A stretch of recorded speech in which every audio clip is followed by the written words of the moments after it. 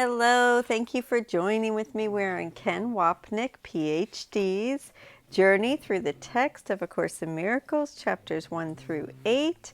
We are currently on chapter 2, the separation and the atonement. This is the world and the body, and this is sickness.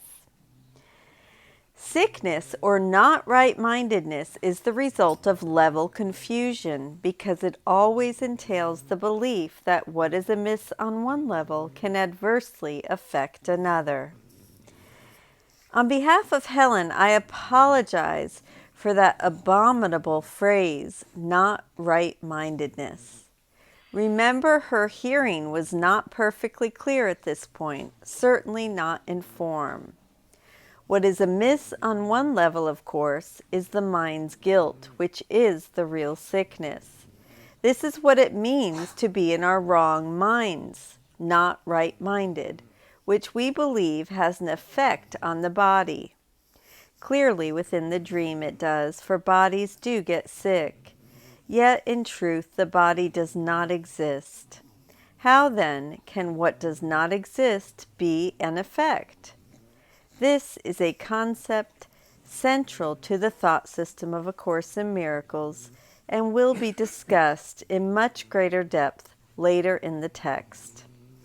The dream that there is a body is simply a projection of the mind's thought, and since it is only the mind that is sick, it cannot be the body that is healed.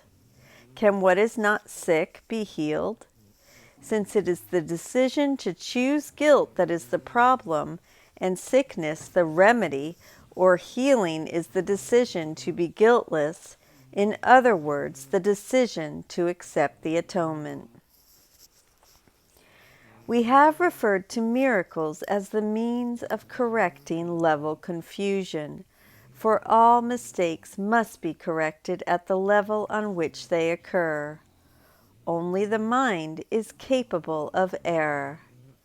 The implications of this statement that only the mind is capable of error are so enormous and terrifying that students pretend they never read it. That is why it is essential to understand how carefully the text is constructed pedagogically.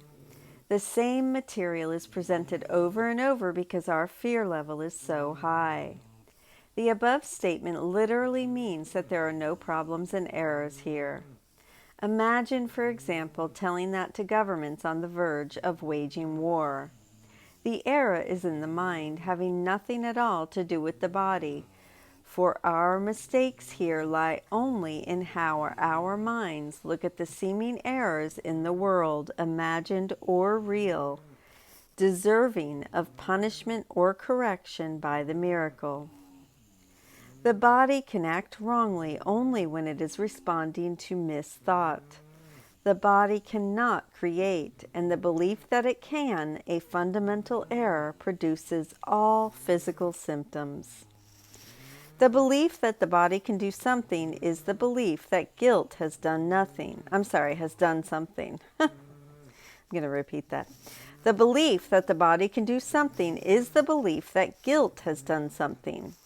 The cause of all symptoms, physical, psychological, or in the world at large, rests in the mind that believes it can separate from God, had separated from God, and is overwhelmed with guilt at the thought it has attacked him by doing this.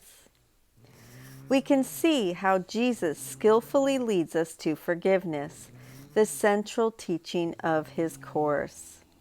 He is laying the groundwork for the teaching that forgiveness has nothing to do with what goes on between bodies, but only with a person thinking that an external someone has to change, be made different, or forgiven. Forgiveness, or the miracle, is the name A Course in Miracles gives to the process of undoing the ego's belief in magic, our next subject. We're going to go ahead and stop there right now. I thank you so much for joining with me.